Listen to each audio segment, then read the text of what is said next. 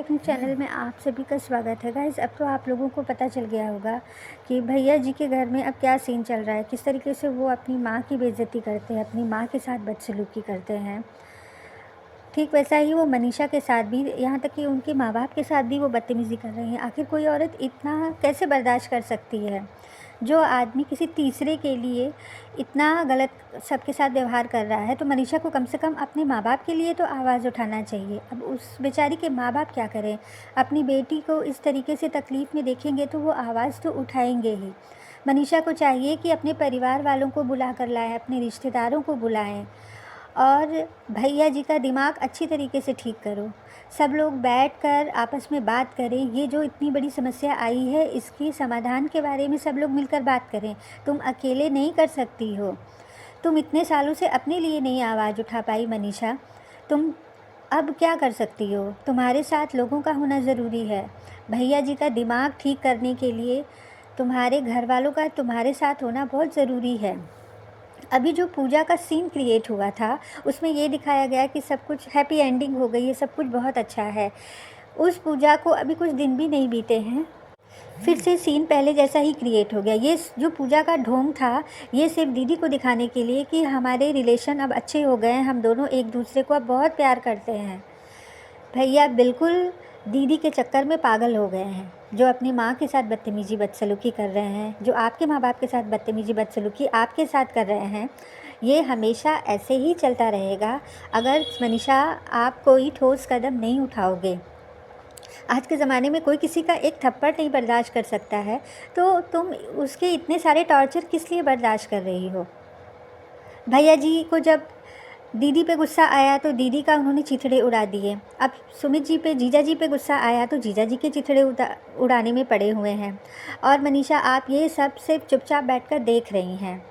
आपको आगे आना पड़ेगा, आपको अपनी फैमिली के साथ आगे आना पड़ेगा, आपको इन सभी चीज़ों का विरोध करना पड़ेगा।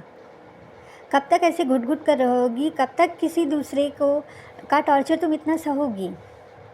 पहरा तुम सिर्फ एक इंसान पे लगा सकती हो, उसके आने जाने पे लगा सकती हो, पर उसकी सोच पे नहीं लगा सकती हो, उसकी हरकतों पे नहीं लगा सकती है।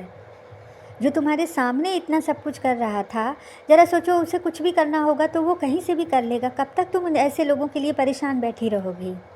तुम्हें अपने फ्यूचर के बारे में सोचना होगा। तुमने अपनी पढ़ाई तक डिसकंटिन्यू कर दी है। कम से कम अपने आत्मसम्मान के लिए लड़ो। ये वीडियो खेलने से कुछ नहीं होगा। सोशल मीडिया पे वीडियो डालने से आपको इंसाफ नहीं मिलेगा। आपके घर में क्या हो रहा है, हम सिर्फ उतना जानते हैं जितना आप दिखा रही हैं। कल कोई बड़ी बात हो गई तब? और भैया जी तो ये चाहते ही हैं कि कुछ ऐसा गलत हो जिससे उनका रास्ता साफ़ हो जाए। और इनके घर वाले कैसे हैं कि जो अपने औलाद को नहीं संभाल सके हैं, वो क्या अच्छी बातें सोशल मीडिया पे कर रहे हैं। यहाँ तक कि सचिन जी यानी भैया जी की मम्मी तक अपने बेटे से ऊब गई हैं। एक माँ जब इस हद पे आ जाए, ये शब्द कह दे कि मेरे बस में नहीं है, तो ज़रा सोचो कि वो बेचारी कितनी ज़्यादा दुखी होगी अपने लड़के की इन करतूतों से।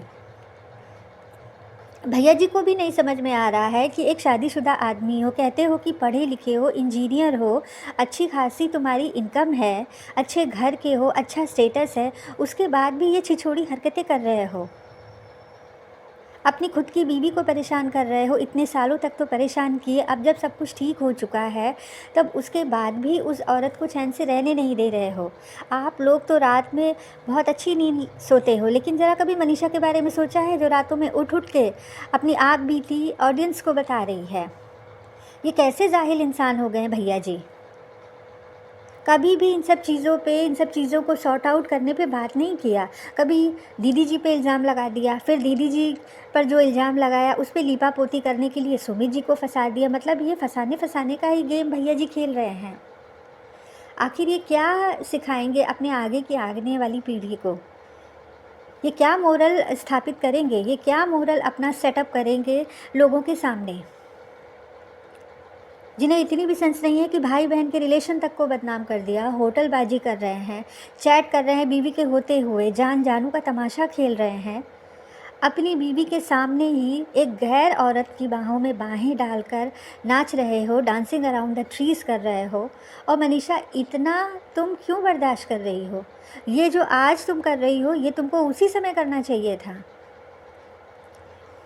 ये बंदे तो अपने शर्म खो चुके हैं। लेकिन मनीषा, अब तुम्हें कोई ठोस कदम उठाना होगा, तुम्हें आगे बढ़ना होगा। त्याग दो ये सारी चीज़ें। ऐसे इंसान के साथ रहकर तुम अपनी इज़्ज़त, अपना शरीर, अपना दिमाग सब कुछ ख़राब कर रही हो, और अपने साथ साथ अपने माँ बाप को भी तुम बेइज्जत करा रही हो। अपनी पढ़ाई लिखाई पे ध्यान दो, अपने फ्यूचर पे फोकस करो। जो चीज़ें हो चुकी थी अब उन चीज़ों का रोना मत रो। सोशल मीडिया में कोई भी नहीं आ रहा है आपकी सिर्फ वो बैठकर कहानी देखेगा। कोई भी नहीं आ रहा है आपकी बिगड़े हुए रिश्ते को सुधारने के लिए।